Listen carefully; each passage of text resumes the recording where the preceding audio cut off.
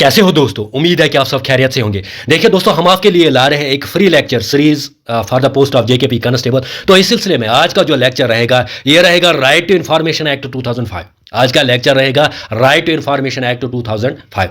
अब ये lecture discuss करने से पहले मैं आपको एक बात बता देना चाहता हूं कि एक बार इस लेक्चर को अच्छे से देखिए, एक बार इस लेक्चर को पूरा वॉच कीजिए, आप खुद डिफरेंस फील कर सकते हो। अब आपको कोई पेड कोर्स परचेज करने की जरूरत नहीं है, क्योंकि यहाँ पे जो कंटेंट मिलेगा वो बेस्ट कंटेंट मिलेगा, best of the best content आपको मिलेगा। ठीक है ना? अब हम इस लेक्चर की शुरुआत करते हैं, यानी राइट इन्फॉर्मेशन एक्ट की शुरुआत करते हैं। देखो हुआ क्या, हुआ ये कि एग्जैक्ट अगर हम बात करेंगे ना 2004 में होता क्या है, 2004 में यूपीए की गवर्नमेंट आती है, या यूं कहे कांग्रेस की गवर्नमेंट आती है। जब यूपीए की गवर्नमेंट आती है ना, कांग्रेस की गवर्नमेंट आती है ना, तो सबसे बड़ी अचीवमेंट जो वो लाते हैं कि वो बनाते हैं मनमोहन सिंह को प्राइम मिनिस्टर। किसको बनाते हैं? मनमोहन सिंह जी बनते हैं प्राइम मिनिस्टर। अब यही मनमोहन सिंह जी वो है जिन्होंने एलपीजी मॉडल लाया था 1991 में, जिन्होंने एलपीजी मॉडल लाया था, जिन्होंने इंडियन इकोनॉमी को एक नई शेप दी, जिन्होंने इंडियन इकोनॉमी को 1991 में संकट से बाहर निकाला। अब यही मनमोहन जी क्या करते हैं,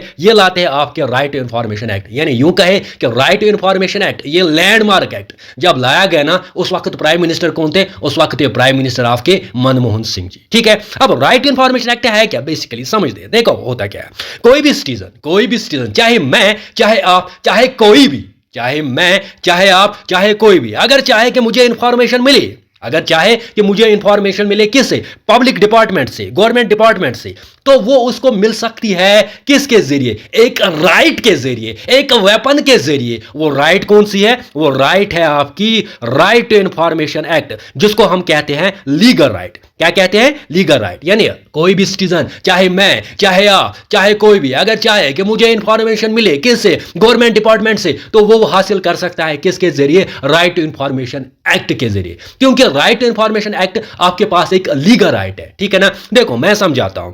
फॉर एग्जाम्पल, एक स्टूडेंट जो होता है ना, वो 12th क्लास का एग्जाम पास करता है। क्या करता है? 12th क्लास का एग्जाम पास करता है, लेकिन एट द एंड उसको लगता है कि मुझे जो है केमिस्ट्री में इन्होंने कम मार्क्स रखे हैं। किस में रखे हैं कम मार्क्स? केमिस्ट्री में रखे हैं। तो वो फिर इंस्टीट्यूशन के पास जाता है और बोलता है इनको, मुझे केमिस्ट्री में कम मार्क्स आए, काइंडली मुझे प्रोवाइड कीजिए OMR। लेकिन इंस्टीट्यूट बोलता है नहीं, हम जी नहीं प्रोवाइड कर सकते आपको। ठीक है, अब इसके पास क्या है? स्टूडेंट के पास एक लीगल राइट है, इसके पास एक वेपन है। ये क्या करता है? ये फाइल करता है RTI। जब ये फाइल करता है ना RTI, इसको OMR शीट मिलता है। ठीक है ना? तो वही तो मैं कह रहा हूं कि right to information act basically आपके पास एक ऐसी लीगल राइट है, आपके पास एक ऐसा वेपन है जिसके जरिए आप इंफॉर्मेशन सीख कर सकते हो फ्रॉम पब्लिक डिपार्टमेंट या गवर्नमेंट डिपार्टमेंट या पब्लिक अथॉरिटीज से। ठीक है? हाँ, अब राइट इंफॉर्मेशन के बारे में जान लेते हैं। देखो हुआ क्या, हुआ ये कि 11 मई 2005 तो क्या होता है, पहले लोकसभा में बिल जो है होती है वो पास होती है रिलेटेड टू RTI एक्ट। तो देखो कोई भी एक्ट ऐसे नहीं बनता है, पहले दो हाउसेस में कोई भी एक्ट जो होता है ना, वो कोई भी बिल जो होती है ना, वो पहले दो हाउसेस में पास होती है। क्या होती है? दो हाउसेस में पास। किस में? पहले लोकसभा में और राज्यसभा में जब पास होती है ना, फिर जब प्रेसिडेंट का एसेंट मिलता है, फिर जो बिल होती है ना, वो बनता है आपका एक्ट।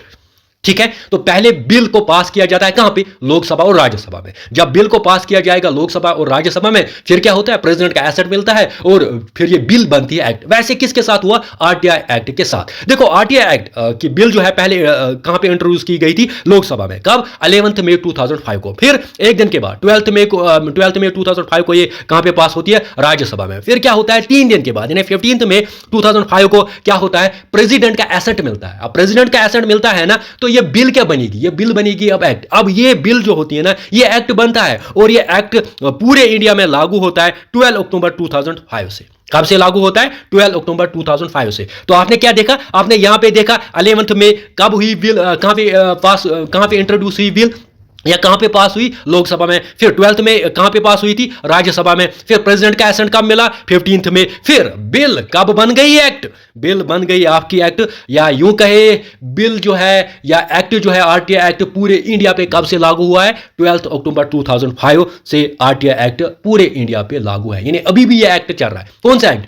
अभी भी आपका आरटीआई एक्ट 2005 चल रहा है, लेकिन क्वेश्चन कल आ सकता है कि आरटीआई एक्ट इंडिया में इंप्लीमेंट हुआ, आरटीआई एक्ट इंडिया में फोर्स है, कब से है? तो कब से है? 12 अक्टूबर 2005 से, ठीक है। हाँ, और एक इंपॉर्टेंट फैक्ट ये कि सबसे पहले कौन से पर्सन ऐसे थे जिन्होंने आरटीआई को फाइल किया। देखो, मैं भी आरटीआई फाइल कर सकता हूं, आप भी आरटीआई फाइल कर सकते हो, कोई भी सिटीजन जो है वो आरटीआई फाइल कर सकता है। तो इस सिलसिले में पहले जो पर्सन रहे हैं वो रहे आपके शहजाद रजा। क्या रहे हैं? शहजाद रजा जो रहे हैं, इन्होंने पहली बार आरटीआई फाइल की कहां पे? पुलिस स्टेशन पुणे में, पुलिस स्टेशन पुणे में, ठीक है। हाँ, अब यहां पे और एक इंपॉर्टेंट फैक्ट है कि पहली कंट्री कौन सी है जिन्होंने आरटीआई एक्ट जो है इंप्लीमेंट किया है, तो वो है आपकी स्वीडन। कौन सी है? स्वीडन पहली कंट्री है जिन्होंने आरटीआई एक्ट को इंप्लीमेंट किया है। हाँ, इंडिया में अगर हम देखेंगे पहला स्टेट कौन सा है जिन्होंने आरटीआई एक्ट 2005 को इंप्लीमेंट किया है, वो है आपका तमिलनाडु। और एक इंपॉर्टेंट फैक्ट यह है कि किसने आइडिया दिया था आरटीआई एक्ट का, यानी जो आरटीआई एक्ट है ना अभी, ये पहली बार किसने दिया था? ये दिया था prime minister Shri VP Singh ने, यानी वीपी सिंह ने ही दिया था 1990 में, जब वो प्राइम मिनिस्टर थे। तो इसने आइडिया दिया था आरटीआई एक्ट का,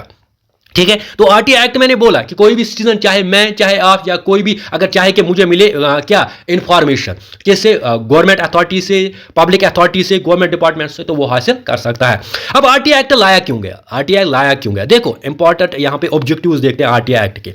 देखो, देखा गया कि ट्रांसपेरेंसी थी नहीं, ट्रांसपेरेंसी गवर्नमेंट डिपार्टमेंट में थी ही नहीं। हाँ, गवर्नमेंट डिपार्टमेंट में जो इंप्लॉय थे वो अकाउंटेबल, उनमें अकाउंटेबिलिटी नहीं थी, वो रेस्पॉन्सिबल नहीं थी, ठीक है ना। और साथ ही साथ करप्शन बहुत ज्यादा थी।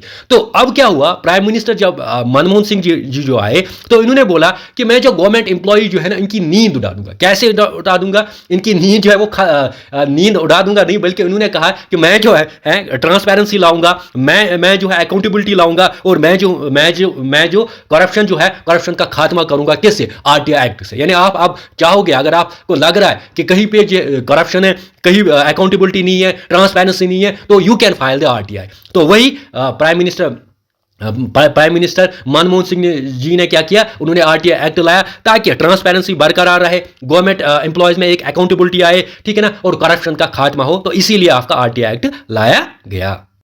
अब हम यहां पे जानेंगे हिस्ट्री और बैकग्राउंड ऑफ आरटीआई एक्ट। देखो, ये इंपॉर्टेंट है, हिस्ट्री और बैकग्राउंड ऑफ आरटीआई एक्ट 2005 बहुत ही ज्यादा इंपॉर्टेंट है।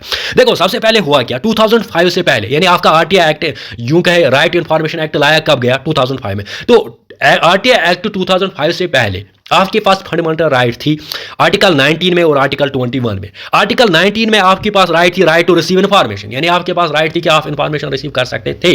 और आर्टिकल 21 में आपके पास थी राइट टू नो, यानी आपके पास एक राइट थी, आपको जानने का हक था, आपको इंफॉर्मेशन रिसीव करने का हक था, आपको इंफॉर्मेशन जानने का हक था। राइट टू रिसीव इंफॉर्मेशन आपके आर्टिकल 19 में आता है, जो कि फंडामेंटल राइट है। हाँ, आर्टिकल 21 में आता था आपके राइट टू नो, ठीक है ना। तो ये दो फंडामेंटल राइट्स है, लेकिन कोई एक ऐसा कोई मैकेनिज्म नहीं था, एक ऐसा कोई मैकेनिज्म नहीं था जहां पे जो है आप आरटीआई फाइल कर सकते थे, फिर आपका आरटीआई का डिस्पोजल होता, फिर आपको इंफॉर्मेशन मिल सकती। तो इसीलिए जो है आरटीआई एक्ट लाया गया कब?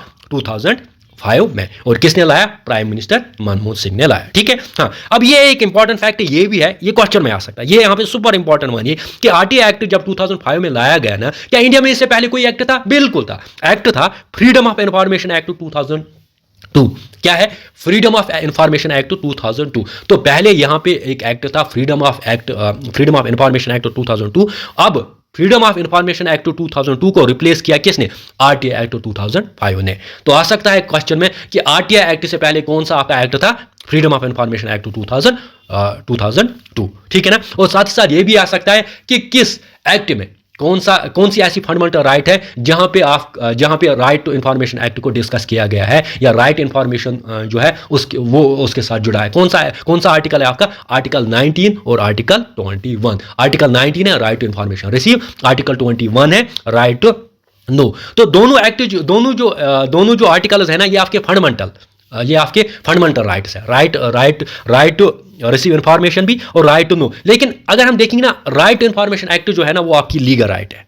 क्या है? आ सकता है question, right to information act कौन सा एक्ट है? ये है आपकी legal right, got my point? हाँ, अब राइट इन्फॉर्मेशन एक्ट 2005 से पहले कौन सा था आपका? फ्रीडम ऑफ इन्फॉर्मेशन एक्ट 2002, ठीक है। हाँ, और एक इंपॉर्टेंट फैक्ट ये कि आरटीआई मूवमेंट जो सबसे पहले इंडिया में कौन सी आरटीआई मूवमेंट जो है स्टार्ट की गई थी? सबसे पहले इंडिया में अगर हम देखेंगे ना आरटीआई मूवमेंट, मैं आरटीआई एक्ट की बात नहीं कर रहा हूं, मैं मूवमेंट की बात कर रहा हूं। तो मूवमेंट थी मजदूर किसान शक्ति संगठन, ये आ सकता है, मजदूर किसान शक्ति संगठन। ये लागू हुई थी राजस्थान में 1994 में टू फाइट अगेंस्ट करप्शन। देखो, राजस्थान में एक मूवमेंट स्टार्ट की गई थी अगेंस्ट करप्शन, जिस मूवमेंट का नाम था मजदूर किसान शक्ति संगठन। क्या नाम था? मजदूर किसान शक्ति संगठन। ये कौन सी मूवमेंट थी? ये थी आरटीआई मूवमेंट, ठीक है। हाँ, अब यहां पे जेके के रिगार्डिंग है, ये सबसे इंपॉर्टेंट है। देखो, अगर आप जेके की बात करेंगे ना, जम्मू एंड कश्मीर में इससे पहले था आरटीआई एक्ट 2009। क्या था? RTI act 2009। और आरटीआई एक्ट 2009 को किसने रिप्लेस किया? आरटीआई एक्ट 2005 ने,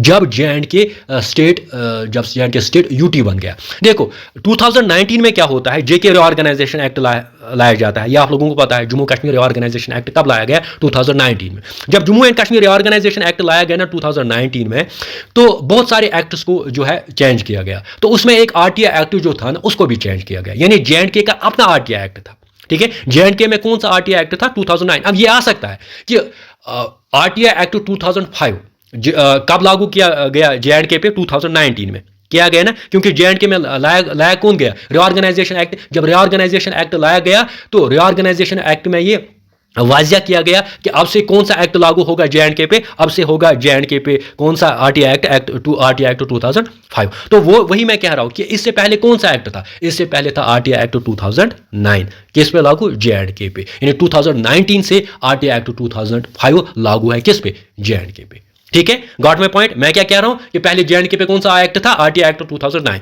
जब यहां पे रिऑर्गेनाइजेशन एक्ट लाया गया 2019 में, फिर क्या हुआ कि आरटीआई एक्ट 2009 को रिप्लेस किया गया। अब आरटीआई एक्ट 2009 नहीं है, बल्कि आरटीआई एक्ट 2005 है जेएंडके पे, ठीक है। अब यहां पे इंपॉर्टेंट फैक्ट अब और क्या जानना है आपको? देखो, कोई भी एक्ट, जैसे आपने जेके रिऑर्गेनाइजेशन एक्ट पढ़ा होगा, वहां पे आपने देखा होगा कि उसमें टोटल 103 सेक्शंस है ना। तो ऐसे आपने पढ़े 5 शेड्यूल्स है, ठीक है ना। तो यहां पे अगर हम देखेंगे ना, अगर हम आरटीआई एक्ट की बात करेंगे, आरटीआई एक्ट में टोटल आप 6 चैप्टर्स पाओगे। कितने चैप्टर्स पाओगे? 6 चैप्टर्स। अब याद रखना है, 6 चैप्टर्स आपको आरटीआई एक्ट में मिलेंगे, ठीक है।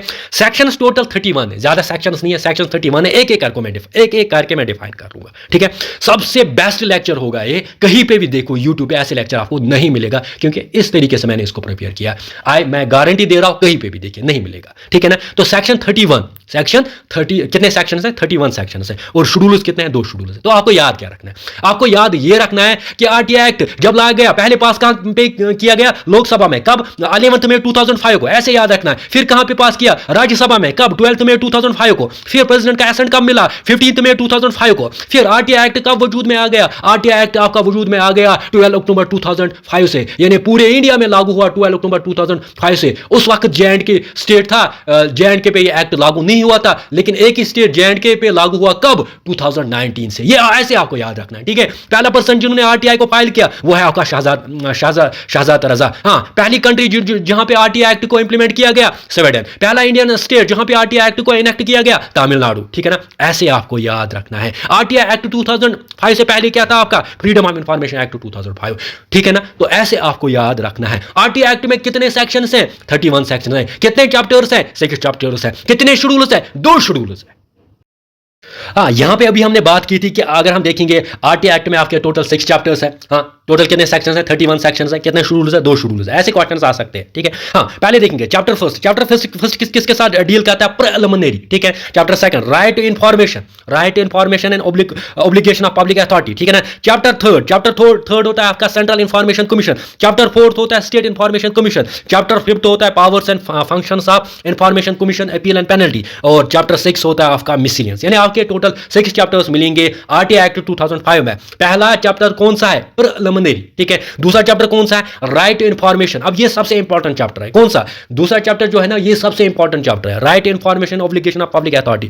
तीसरा कौन है? Central information commission. चौथा कौन है? State information commission. पांचवा कौन है? Powers and functions of information commission, appeal and penalty. और छठा कौन सा है आपका? मिसलेनियस। एक एक करके हम अच्छे से जानेंगे। शेड्यूल्स कितने हैं? 2।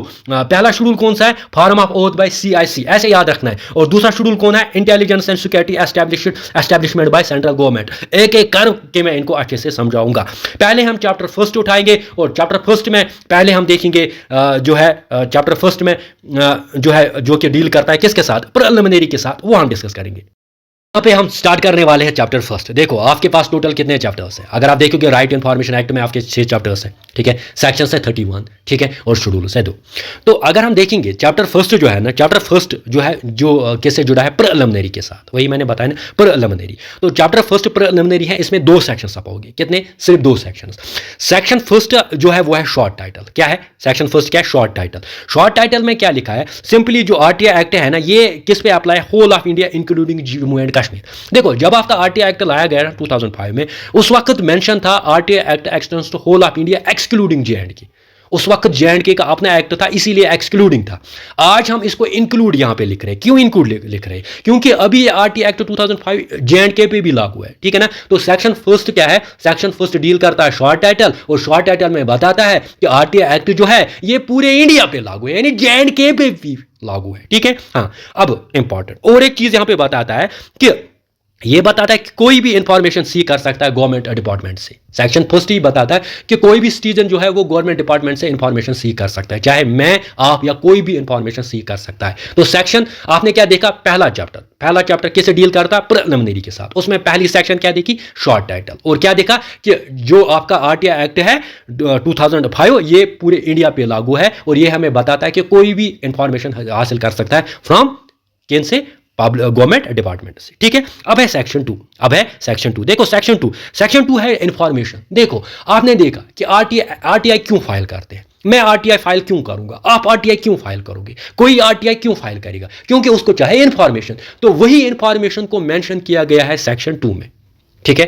पहले सेक्शन 1 में क्या लिखा गया है कि आरटीआई एक्ट जो है ये पूरे इंडिया पे लागू है, ठीक है ना, कोई भी इंफॉर्मेशन हासिल कर सकता है। लेकिन सेक्शन 2 में इंफॉर्मेशन को वाज़ह किया गया है कि इंफॉर्मेशन बेसिकली होती क्या है। क्या इंफॉर्मेशन मतलब होता है रिकॉर्ड, ठीक है ना। इंफॉर्मेशन मतलब होता है डॉक्यूमेंट, इंफॉर्मेशन मतलब होता है कंट्रैक्ट, पेपर्स, सैंपल्स, जो भी होंगे इलेक्ट्रॉनिक फॉर्म में। आपको ऐसे याद नहीं रखना है, आपको सिंपली ये याद रखना है कि सेक्शन 1 जो है वो डील करती है किसके साथ, शॉर्ट टाइटल के साथ। उसमें सिंपली लिखा गया है ये कि आरटीआई एक्ट पूरे इंडिया पे लागू है, कोई भी इंफॉर्मेशन हासिल कर सकता है थ्रू आरटीआई एक्ट, ठीक है। और दूसरा सेक्शन ये है कि जो जुड़ा है इंफॉर्मेशन मतलब यही है कि रिकॉर्ड, डॉक्यूमेंट, ठीक है ना, कंट्रैक्ट, पेपर, सैंपल जो कि होंगे इलेक्ट्रॉनिक फॉर्म में, वो होते हैं आपके, वो होती है आपकी इंफॉर्मेशन, ठीक है। हाँ, और एक इंपॉर्टेंट यहां पे आपको पब्लिक अथॉरिटी भी जो है डिफाइन की गई है। पब्लिक अथॉरिटी क्या है ये समझ लेते हैं। देखो पब्लिक अथॉरिटी क्या है, पब्लिक अथॉरिटी मतलब होती है कोई भी अथॉरिटी। पब्लिक अथॉरिटी मतलब होती है कोई भी अथॉरिटी या कोई भी बॉडी जिसको एस्टेब्लिश किया गवर्नमेंट ने। पब्लिक अथॉरिटी मतलब होता है गवर्नमेंट डिपार्टमेंट। क्या होता है, सिंपली आप लीजिए कोई भी गवर्नमेंट डिपार्टमेंट जो ना, उसको हम पब्लिक अथॉरिटी कह सकते हैं, ठीक है। तो पब्लिक अथॉरिटी को बोलेंगे हम कोई भी अथॉरिटी या कोई भी बॉडी, कोई भी इंस्टीट्यूशन या कोई भी गवर्नमेंट, कोई भी इंस्टीट्यूशन जिसको गवर्नमेंट ने एस्टैब्लिश किया होगा, ठीक है, या वो एस्टैब्लिश किया होगा थ्रू कॉन्स्टिट्यूशन, या वो एस्टैब्लिश किया हो गया कोई पार्लियामेंट ने कोई लॉ बनाया तो उससे एस्टैब्लिश किया हुआ होगा, या स्टेट लेजिस्लेचर ने एस्टैब्लिश किया, ठीक है ना, उसको कहते हैं हम पब्लिक अथॉरिटी। तो यहां पे आपने जाना क्या, सेक्शन चैप्टर फर्स्ट में आपने जाना कि चैप्टर फर्स्ट में सिर्फ आपको 2 सेक्शंस मिलेंगे। चैप्टर फर्स्ट किसके साथ डील करता है, प्रिलिमिनरी के साथ। क्या क्या देखा, सेक्शन फर्स्ट और सेक्शन 2। सेक्शन 2 में आपने क्या देखा, एक तो इंफॉर्मेशन, दूसरा पब्लिक अथॉरिटी को अच्छे से डिफाइन किया गया है। अब यहां पे हम देखेंगे चैप्टर 2। मेरा ये मानना है कि जो चैप्टर 2 है ना, इससे आपका क्वेश्चन आएगा ही आएगा, क्योंकि सबसे इंपॉर्टेंट जो है वो है आपका चैप्टर 2, ठीक है ना। तो चैप्टर फर्स्ट आपने देखा, चैप्टर फर्स्ट में आपने अभी देखा कि चैप्टर फर्स्ट किसके साथ जुड़ा है, प्रिलिमिनरी के साथ। वहां पे आपने सेक्शन फर्स्ट और सेक्शन 2 देखा, और सेक्शन फर्स्ट में आपने देखा कि वहां पे शॉर्ट टाइटल, और सेक्शन 2 में आपने देखा कि इंफॉर्मेशन और पब्लिक अथॉरिटी के बारे में डिस्कस किया गया है, ठीक है ना। अब यहाँ पे देखेंगे हम चैप्टर 2 और सेक्शन 3। चैप्टर सेकंड जो है ना, ये किससे डील करता है, right to information, obligation of public authority. Right to information and obligation of public authority जो है वो है आपका चैप्टर 2। और चैप्टर 2 में आप टोटल पाओगे सेक्शन 3 to 11। ये सुपर इंपॉर्टेंट चैप्टर है, सुपर इंपॉर्टेंट चैप्टर है, इसमें क्वेश्चन आएगा ही आएगा। देखो सबसे पहले हम सेक्शन 3 की बात करेंगे, सेक्शन 3 की बात करेंगे। देखो सेक्शन 3 में क्या करते हो, क्यों इंपॉर्टेंट है, देखो आप खुद आपको अंदाजा होगा। सेक्शन 3 हमें बताती है कि right to file RTI, right to file RTI किसके पास है, राइट वो फाइल कर सकता है आरटीआई, यानी किस किस के पास है राइट कि वो आरटीआई फाइल कर सकता है। देखो आरटीआई जो है ये जो राइट है ये है available to the citizens of India. जो भी सिटीजन ऑफ इंडिया होंगे ना उनके पास राइट है कि वो आरटीआई फाइल कर सकते हैं। मैं, आप या कोई भी जो भी सिटीजन ऑफ इंडिया होगा ना उसके पास है राइट कि वो फाइल कर सकता है आरटीआई। तो वही डील करती है सेक्शन 3 के साथ। यानी सेक्शन 3 हमें सिंपली बताती है किसके पास राइट है, राइट टू फाइल आरटीआई। देखो यहां पे NRI can also file but in some special cases only new amendment. अब यहां पे क्या किया गया है, जो सिटीजन है वो पहले तो आरटीआई फाइल कर सकता है, लेकिन एनआरआई भी फाइल जो है वो कर सकता है, लेकिन वो कुछ कंडीशंस है, वो हम आगे जाएंगे, आगे हम देखेंगे, अमेंडमेंट हम पढ़ेंगे कि एनआरआई कहां पे फाइल आरटीआई कर सकता है। ठीक है, तो सेक्शन 3 किससे डील करता है? सेक्शन 3 सिंपली आपका डील करता है कि फाइल कौन कर सकता है आरटीआई, कौन कर सकता है? Citizen of India. और एनआरआई भी कर सकता है लेकिन in special cases. Got my point? हाँ, आगे अब है सेक्शन 4। सेक्शन 4 है obligation of public authority. Obligation of public authority यानी ऑब्लिगेशन मतलब होती है ड्यूटी। ऑब्लिगेशन मतलब क्या होती है? Duty, responsibility. रेस्पॉन्सिबिलिटी क्या है? पब्लिक अथॉरिटीज की। अभी हमने ऊपर देखा पब्लिक अथॉरिटी किसको बोलते हैं? गवर्नमेंट डिपार्टमेंट को। मैंने वहां पे बोला कि सेक्शन 2 में हमने देखा कि पब्लिक अथॉरिटी बोलते हैं गवर्नमेंट डिपार्टमेंट को। तो यहां पे सेक्शन 4 में जो भी पब्लिक अथॉरिटीज है ना, गवर्नमेंट डिपार्टमेंट्स है ना, उनकी जो है ऑब्लिगेशन वो सेक्शन 4 में जो है उसको डिफाइन किया गया है। देखो क्या कहता है, एवरी पब्लिक अथॉरिटी, कोई भी पब्लिक अथॉरिटी जो होगी ना वो मेंटेन करेगी record in such a manner which facilitate the RTI act. ठीक है ना।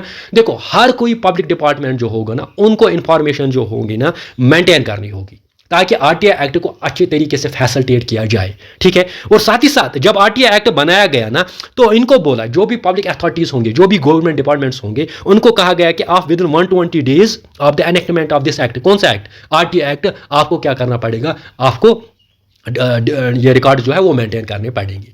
ठीक है, तो सिंपली ज्यादा कुछ नहीं है, सिंपली ये है कि ऑब्लिगेशन ऑफ पब्लिक अथॉरिटी की ये है कि इनको रिकॉर्ड्स मेंटेन करने हैं। और जब ये एक्ट लाया गया इनको दिया गया था कितना टाइम? 120 डेज में आपको रिकॉर्ड्स मेंटेन करने हैं। ठीक है, हाँ। अब है सेक्शन 5। सेक्शन 5 है कि कौन कौन ऑफिसर आता है आरटीआई एक्ट में। जब आप आरटीआई एक्ट करते हो ना तो वहां पे कौन कौन से ऑफिसर्स है, ये इंपॉर्टेंट है। वहां पे होते हैं 2 ऑफिसर्स, याद रख लेना। कौन से होते हैं? 2। एक तो होता है पीआईओ। पीआईओ मतलब होता है पब्लिक इंफॉर्मेशन ऑफिसर। क्या होता है? Public information officer. दूसरा होता है एपीआईओ। एपीआई होता है असिस्टेंट पब्लिक इंफॉर्मेशन ऑफिसर। जो पीआईओ होता है ना वो होता है एडमिनिस्ट्रेटिव लेवल पे। कहां पे होता है? एडमिनिस्ट्रेटिव लेवल पे। और जो आपका एपीआई होता है ना वो होता है सब डिविजनल लेवल पे। मैं समझाता हूं। अगर हम गांधरबल की बात करेंगे, गांधरबल में है पुलिस डिपार्टमेंट, है ना, पुलिस डिपार्टमेंट। मैं समझाता हूं। देखो जो पुलिस डिपार्टमेंट है ना, अगर हम सब डिवीजन की बात करेंगे, गांधरबल में सब डिवीजन लेवल है कंगन है। ठीक है ना, ऐसे हम कह सकते हैं। जो सब डिवीजन लेवल है ना वहां पे आपको मिलेगा एपीआईओ, यानी वहां पे जो एसडीपीओ होंगे ना वो होंगे एपीआईओ। ठीक है ना, ठीक है ना, आपको समझ बात आ रही है। तो पीआई जो होता है वो होता है एडमिनिस्ट्रेटिव लेवल पे और सब डिवीजन पे होता है कौन सा? एपीआईओ। तो जब आप आरटीआई फाइल करते हो ना, ये जो आरटीआई जब फाइल करते हो ना तो जवाब कौन देता है? जवाब देगा पीआईओ या देगा एपीआईओ। बात आ रही है समझ?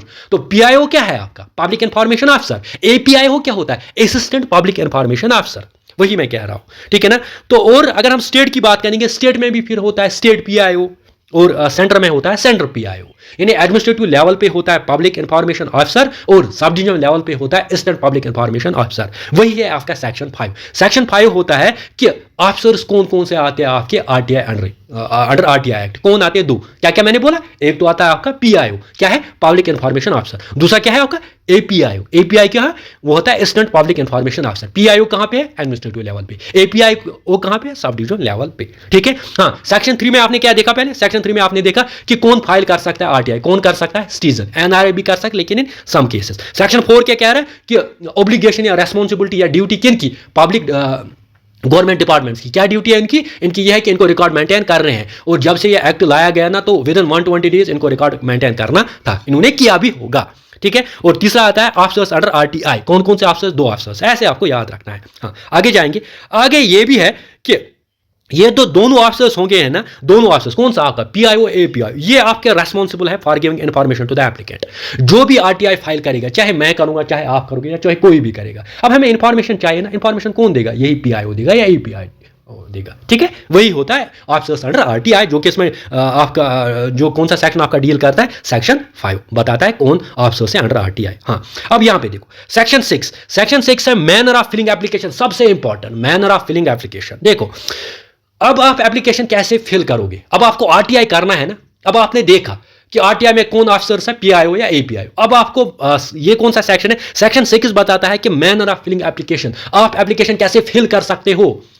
ठीक है ना। देखो, कोई भी पर्सन, मैं आप या कोई भी, जिसको चाहे इंफॉर्मेशन, वो क्या कर सकता है, वो एप्लीकेशन फिल कर सकता है। लेकिन एप्लीकेशन जो होगी वो हैंड रिटन भी होगी, टाइप्ड भी होगी। यानी आप कंप्यूटर के पास टाइप भी कर सकते हो, आप हैंड रिटन एप्लीकेशन भी डाल सकते हो जब आपको आरटीआई फाइल करना है। तो मैनर ऑफ फिलिंग आरटीआई कौन सा सेक्शन है आपका? सेक्शन 6। ठीक है। हाँ, फी आपका कितना रहेगा? फी रहेगा 10। फी कितना रहेगा? जब आप आरटीआई फाइल करोगे ना, आपको 10 रुपया फी भरना है। ठीक है। हाँ, लेकिन जो बीपीएल कैटेगरी के होंगे ना, उनको फी भरने की जरूरत नहीं है। वो बीपीएल जो है, जो बीपीएल कैटेगरी में जो आते हैं ना, उनको फी भरने की जरूरत नहीं है। ठीक है। हाँ, और एक इंपॉर्टेंट फैक्ट क्या है, आपको पर्टिकुलर्स भरना, आपको अपना नाम जो है वो मेंशन करना है, एड्रेस मेंशन करना है, रेजिडेंस मेंशन करना है। ठीक है ना। और सब कुछ वहां पे मेंशन करना है उस फॉर्म में, जो कि आपको फी कितना है? 10 रुपीज फी है। ठीक है। हाँ, आप किस में कर सकते हो? ये इंग्लिश में भी भर सकते हो, ये हिंदी में भी भर सकते हो। वर्निकुलर जो लैंग्वेज होगी ना, चाहे हमारी यहाँ पे कश्मीरी लैंग्वेज है, हम कश्मीरी लैंग्वेज में भी भर सकते हैं। कौन सा? अपना जो ये ना फॉर्म भर सकते हैं। तो फी कितना है? 10। ये इंपॉर्टेंट है, कल आ सकता है कि फी कितना भरना पड़ेगा? 10। किन के लिए फी एग्जेम्प्टेड है? बीपीएल को फी एग्जेम्प्टेड है, उनके लिए फी नहीं। हाँ, मैनर ऑफ फिलिंग एप्लीकेशन किस सेक्शन से डील करता है? सेक्शन 6 करता है। ठीक है ना। हाँ, अभी हम पढ़ रहे कौन सा? चैप्टर 2 हम पढ़ रहे हैं। चैप्टर 2 में हमने देखा सेक्शन कहां से? सेक्शन 3 से लेके सेक्शन 6 तक। ठीक है ना। तो सेक्शन 3 में अगर हम एक बार फिर से इसको रिपीट करते हैं, सेक्शन 3 में हमने देखा कि कौन फाइल कर सकता है आरटीआई। सेक्शन 4 में हमने देखा ऑब्लिगेशन क्या है पब्लिक अथॉरिटीज की, और ऑफिसर्स कौन आते हैं आरटीआई एक्ट के अंडर, वो सेक्शन 5 में। और सेक्शन 6 में हमने देखा कि manner of filing of application, हम एप्लीकेशन कैसे फिल कर सकते हैं। ठीक है ना। अब हम देखेंगे सेक्शन 7 से लेके सेक्शन 11, क्योंकि हम चैप्टर 2 पढ़ रहे हैं। चैप्टर 2 जो है वो है रिगार्डिंग किसके साथ? वो है रिगार्डिंग आपका right information and obligation of public authority. और सेक्शन क्या क्या आता है इसमें? सेक्शन 3 to 11 आता है आपके चैप्टर 2 में। देखो यहां पे देखते हैं, क्योंकि मैंने बोला ये सुपर इंपॉर्टेंट आपका ये है चैप्टर है, चैप्टर 2, जो कि डील करता है सेक्शन 3 to सेक्शन 11। देखो सेक्शन 7 देखते हैं। सेक्शन 7 होता है disposal of request. Disposal of request मतलब यानी आपका जो रिक्वेस्ट है ना, जब आपने देखा कि सेक्शन 6 में है आपका मैनर ऑफ फिलिंग एप्लीकेशन, कि आप अपनी जो एप्लीकेशन या आरटीआई वो आप कैसे जो है फाइल कर सकते हो। मैनर ऑफ फिलिंग एप्लीकेशन है सेक्शन 6 में। अब देखो डिस्पोजल, जो भी आपका रिक्वेस्ट है, अब आपने रिक्वेस्ट की, अब इसका डिस्पोजल हम देखेंगे सेक्शन 7 में। देखो, जब आपने एप्लीकेशन जो है ना फाइल की है ना, या आरटीआई फाइल की है ना, तो ये पहली आपकी एप्लीकेशन जाएगी एपीओ को। अगर ये एपीओ के पास गई ना, तो एपीओ को जो आपकी जो रिक्वेस्ट है ना, वो डिस्पोज करना है with in 35 days, maximum with in 35 days. यानी मैक्सिमम 35 डेज में एपीआई को जवाब देना ही देना है। क्योंकि मैंने ऑलरेडी आपको बताया है कहां पे? सेक्शन 5 में मैंने बताया है कि आपके पास आरटीआई में 2 ऑफिसर्स आते हैं। कौन कौन आता है? एक तो आता है आपका पीआईओ, पब्लिक इंफॉर्मेशन ऑफिसर, और दूसरा आता है एपीआईओ, असिस्टेंट पब्लिक इंफॉर्मेशन ऑफिसर। अब जवाब दे कौन होंगे? वही तो जवाब देंगे ना आपको। हाँ, अगर एप्लीकेशन किसके पास गई? अगर एप्लीकेशन गई एपीआई के पास, तो वो कितने दिन में आपकी आरटीआई जो है उसका जवाब दे सकता है, उसकी एप्लीकेशन का जवाब दे सकता है? 35 डेज में। ठीक है। हाँ, अगर ये गई पीआईओ के पास, यानी पब्लिक इंफॉर्मेशन ऑफिसर के पास, फिर है 30 डेज। ठीक है। तो एपीआई याद रखना है, बिल्कुल याद रखना है, ऐसे ही याद रखना है कि अगर एपीआईओ के पास गई तो वो देगा 35 डेज में, अगर पीआईओ के पास गई तो वो देगा 30 डेज में। ठीक है। हाँ, अगर ये इंपॉर्टेंट है, सुपर इंपॉर्टेंट है, क्योंकि जेके एसएसबी ने ये बहुत बार ये जो क्वेश्चन है ना एग्जाम पेपर्स में डाला है। ये क्वेश्चन कौन सा? ये वाला सेक्शन सी में। देखो क्या है, if the information is related to life and liberty, अगर इंफॉर्मेशन जुड़ी हो किसके साथ? Life and liberty. For example खुदा खास कोई पर्सन ऐसा था जो पुलिस स्टेशन वालों ने लिया, फिर उसका पता ही नहीं चला, क्योंकि ये किसके साथ है? Regarding life and liberty. तो फिर आप आरटीआई फाइल कर सकते हो, उनको जवाब देना पड़ेगा विद इन 48 आवर्स में। 48 आवर्स में वो जवाब देंगे। ठीक है ना। हाँ, 48 आवर्स में अगर वो जवाब देंगे, अगर क्वेश्चनिंग के लिए लिया तो 48 आवर्स में उनको जवाब देना ही पड़ेगा कि हमने क्यों लिया। ठीक है। हाँ, क्योंकि इंफॉर्मेशन जब भी रिलेटेड होगा किसके साथ? लाइफ एंड लिबर्टी के साथ, तो उस वक्त जो इंफॉर्मेशन प्रोवाइड करनी पड़ेगी आरटीआई के थ्रू, उनको 48 आवर्स में करनी पड़ेगी। ठीक है ना। तो मैंने क्या बोला? मैंने बोला कि डिस्पोजल ऑफ रिक्वेस्ट। हाँ, डिस्पोजल ऑफ रिक्वेस्ट किस में आता है? सेक्शन 7 में। यानी कि जब अगर एप्लीकेशन एपीआई के पास पहुंच गई तो एपीआई देगा तो 35 डेज में, फिर अगर पीआई के पास गई तो पीआई को देना है 30 डेज में। लेकिन अगर मैटर हो जुड़ा किसके साथ? अगर इंफॉर्मेशन हो जुड़ी किसके साथ? लाइफ एंड लिबर्टी के साथ, फिर मैक्सिमम 8 आवर्स में इनको देना ही पड़ेगा, यानी 48 घंटे में इनको देना ही पड़ेगा। मैंने बोला अगर किसी बंदे को पुलिस स्टेशन वालों ने उठाया तो ये किसके रिगार्डिंग है, ये लाइफ एंड लिबर्टी के साथ जुड़ा है ना, तो इनको इंफॉर्मेशन प्रोवाइड करनी है। हमने क्यों क्वेश्चनिंग के लिए लिया इसको, और वो भी करनी इनको पड़ेगी 48 आवर्स में, ठीक है। हाँ, अब यहां पे थर्ड पार्टी मतलब होता है other than citizen of India. जब सिटीजन ऑफ इंडिया नहीं हो, देखो अगर एपीआईओ के पास गई तो वहां पे भी सिटीजन ऑफ इंडिया, वो उसको देने 35 डेज में। पीआईओ के पास गई वहां पे भी सिटीजन ऑफ इंडिया 30 डेज में। हाँ, लाइफ एंड लिबर्टी के साथ 48 आवर्स। लेकिन अगर थर्ड पार्टी मीन्स जो citizen of India other than citizen of India, वहां पे मैक्सिमम 40 डेज, वहां पे मैक्सिमम 40 डेज। बिल्कुल क्वेश्चन ऐसे ही आता है। एपीओ के पास गई 35 डेज, पीआईओ के पास गई 30 डेज में देना पड़ेगा। लाइफ एंड लिबर्टी अगर जुड़ा होगा तो 48 आवर्स में देना पड़ेगा। थर्ड पार्टी अगर होगी तो मैक्सिमम 40 डेज लेने पड़ेंगे, ठीक है, गॉट इट। हाँ, उसके बाद if rejection of the application और नो रिप्लाई, फिर आप फाइल कर सकते हो अंडर, देखो अगर क्या हुआ, अगर रिजेक्ट हुई, आपने जो एप्लीकेशन यहां से फिल की ना, अगर वो रिजेक्ट हुई या आपको लगा कि वहां से कोई रिप्लाई नहीं आया, तो फिर आप अपील कर सकते हो। आप अपील कर सकते हो सेक्शन 19 में, आप अपील कर सकते हो सेक्शन 19 में। इसीलिए मैंने स्विच किया सेक्शन 19। पहले हम सेक्शन 19 समझेंगे, क्योंकि आपका सेक्शन 19 तो इस चैप्टर में नहीं आता है। चैप्टर 2 में आपका आता है कौन सा, 3 to 11। लेकिन मैंने 19 क्यों लिया, क्योंकि 19 को हम यहीं पे अंडरस्टैंड कर लेंगे। क्योंकि हमने देखा सेक्शन 7 में आपका डिस्पोजल होता है।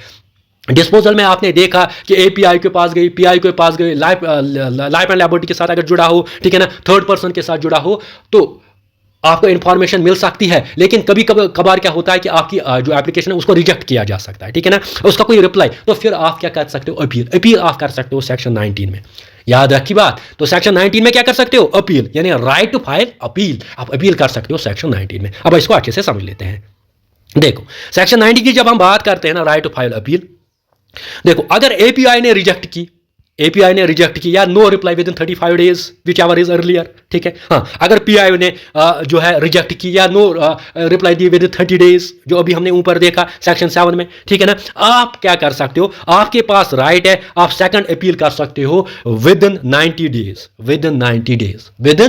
डेज आप क्या कर सकते हो, 90 डेज के अंदर अंदर आप सेकंड अपील कर सकते हो। तभी जब आपको लगा कि एपीआई के पास गई, उसने तो 35 दिन में दिया ही नहीं, पीआईओ के पास गई, उसने तो 30 दिन में दिया ही नहीं, हाँ, लाइफ एंड लिबर्टी का था 48 आवर्स में दिया ही नहीं, फिर क्या करोगे, फिर आप करोगे, आपके पास एक राइट है जिसको बोलते हैं राइट टू अपील। लेकिन वो किस सेक्शन में आता है, सेक्शन 19 में आता है। तो राइट टू अपील आप अपील कर सकते हो with in 90 days, second appeal कर सकते हो विद इन 90 डेज। लेकिन ये अपील किसके पास करोगे आप, ये भी इंपॉर्टेंट है ना, अपील किसके पास करोगे, इंपॉर्टेंट है। अपील आप करोगे इंफॉर्मेशन कमीशन के पास। देखो इंफॉर्मेशन कमीशन में आपको क्या पढ़ना है, इंफॉर्मेशन में कमीशन में दो आते हैं, एक तो आता है स्टेट इंफॉर्मेशन कमीशन, दूसरा होता है central information commission. State information commission होता है जब इंफॉर्मेशन जुड़ी हो किसके साथ, स्टेट गवर्नमेंट के साथ, तो वैसे ही होता है आपका यूटी इंफॉर्मेशन कमीशन, ठीक है। और जब सेंट्रल इंफॉर्मेशन कमीशन हो तो वो जुड़ा होता है सेंट्रल गवर्नमेंट के साथ, ठीक है ना। तो आपने जाना कि राइट टू अपील आप कर सकते हो, आप अपील भी कर सकते हो जब आपको इंफॉर्मेशन नहीं मिलेगी एपीआई से विद इन 35 डेज, पीआई से विद इन 30 डेज, ठीक है ना, फिर आप अपील कर सकते हो under section 19 right to file appeal. और वो भी अपील कर सकते हो विद इन 90 डेज, ठीक है ना, किसके पास, इंफॉर्मेशन कमीशन के पास। अगर इंफॉर्मेशन जुड़ी हो किसके साथ, स्टेट के साथ, तो फिर कहां पे जाओगे, स्टेट इंफॉर्मेशन कमीशन के पास। अगर सेंट्रल के साथ जुड़ी हो इंफॉर्मेशन, सेंट्रल इंफॉर्मेशन कमीशन, ठीक है। हाँ, अब देखते हैं यहां पे सेक्शन 8। अब देखते हैं सेक्शन 8 है इंपॉर्टेंट, क्योंकि सेक्शन 8 में हम पढ़ेंगे एग्जेम्पशंस। क्या पढ़ेंगे, एग्जेम्पशंस देखेंगे कि कहां पे आपको इंफॉर्मेशन नहीं मिल सकती है, कहां पे आप आरटीआई नहीं कर सकते हो। देखो आरटीआई आप नहीं कर सकते हो जहां पे मैटर जुड़ा हो किसके साथ, नेशनल सिक्योरिटी के साथ। नेशनल सिक्योरिटी के साथ मैं समझाता हूं। देखो राफेल डील जो हुई थी वो कितने में हुई थी, क्या आप आरटीआई कर सकते हो, नहीं कर सकते हो।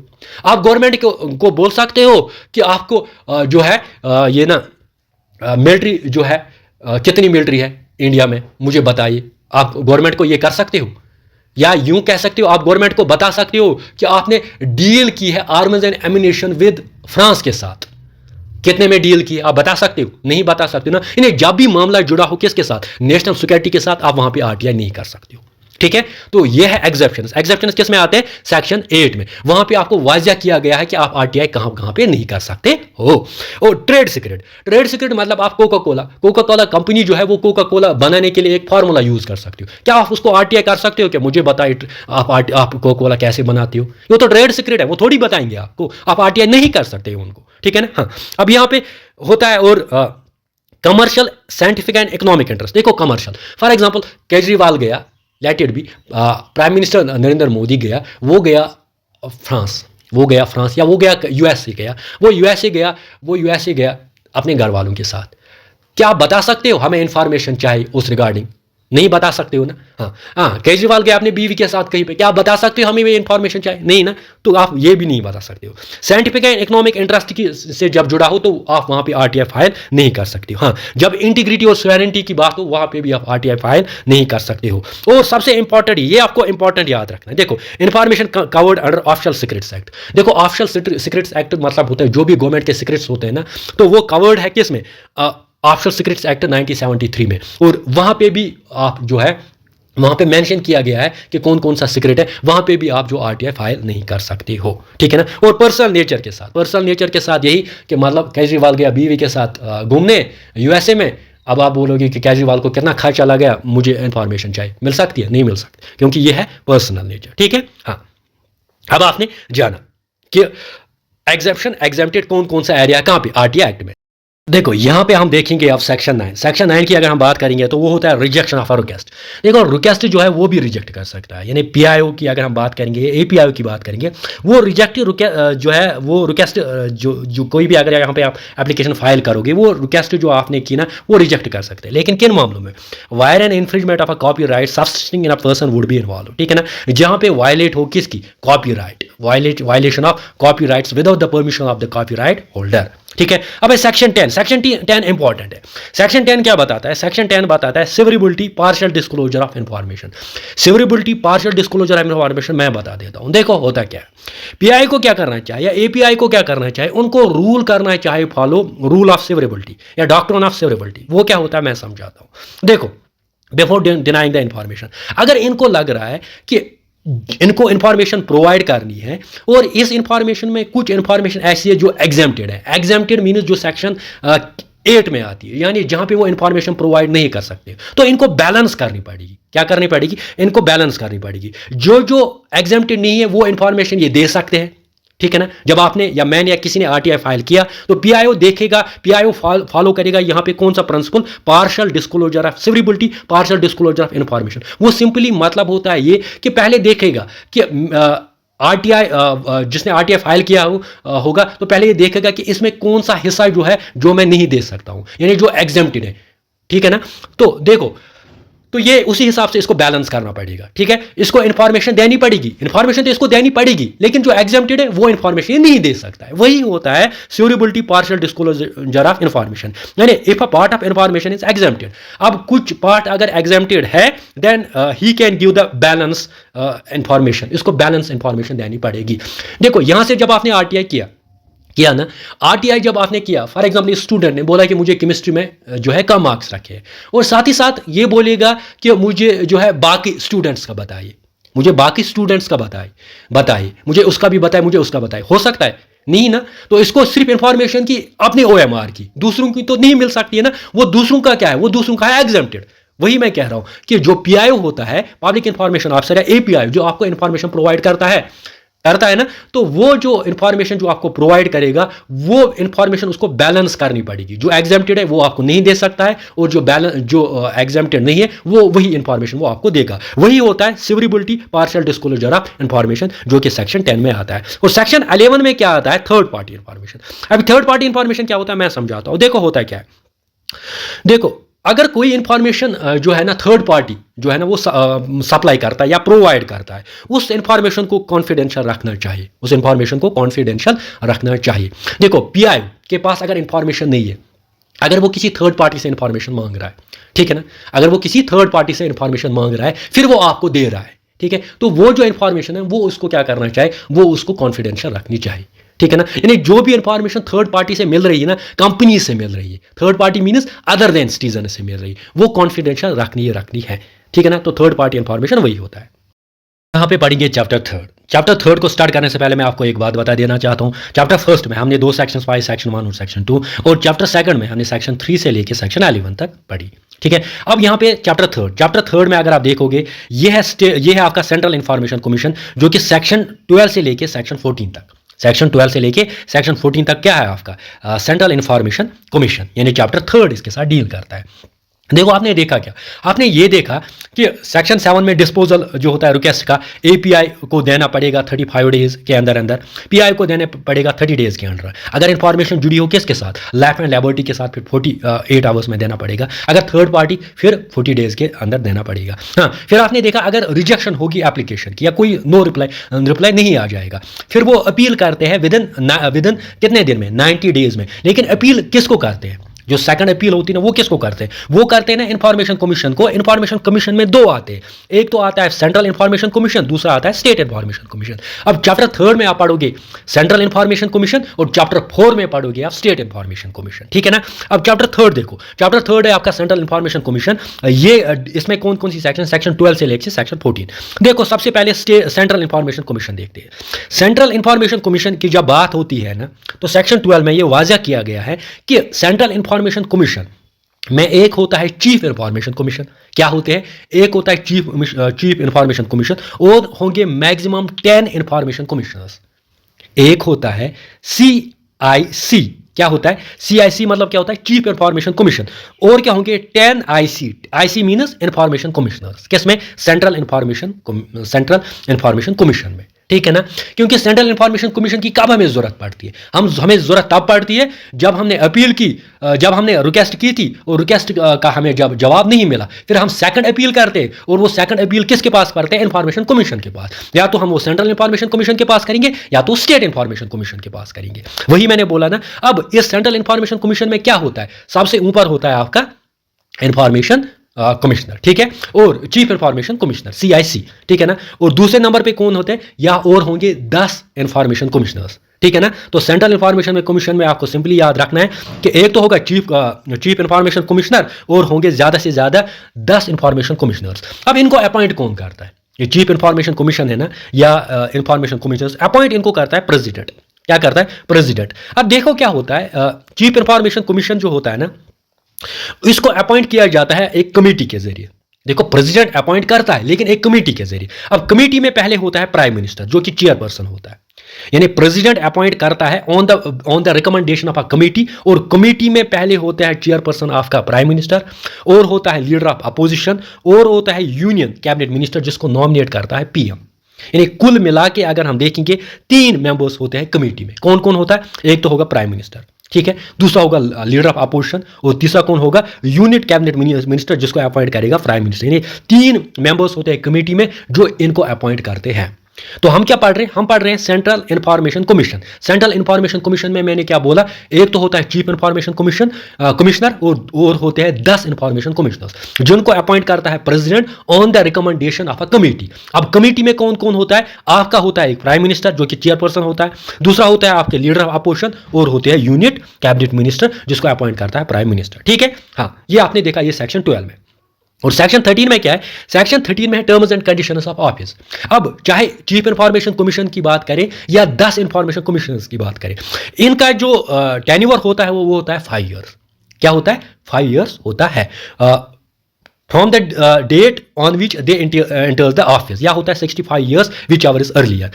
5 ईयर या 65 जो इनमें से पहले आ जाएगा ना, तो इसी हिसाब से इनकी जो टर्म होती है। देखो अगर किसी ने 4 ईयर्स से दिए, यानी किसी ने 4 years he as chief information commission दिए, और वहाँ से वो होता है 65 ईयर्स, उसकी ज़्यादा एज होती है, तो फिर ऑटोमेटिकली नया बन जाएगा। वही होता है, यानी इनका टेन्योर होता है 5 साल। किनका, चीफ इंफॉर्मेशन कमिश्नर और 10 इंफॉर्मेशन कमिश्नर्स का टेन्योर क्या होता है, 5 साल, और होता है 65 years whichever is earlier, ठीक है। हाँ, और एक इंपॉर्टेंट फैक्ट, सैलरी और अलाउंसेस जो भी होते हैं ना चीफ इंफॉर्मेशन कमिश्नर्स की, वो सेम होता है एज इलेक्शन कमिश्नर।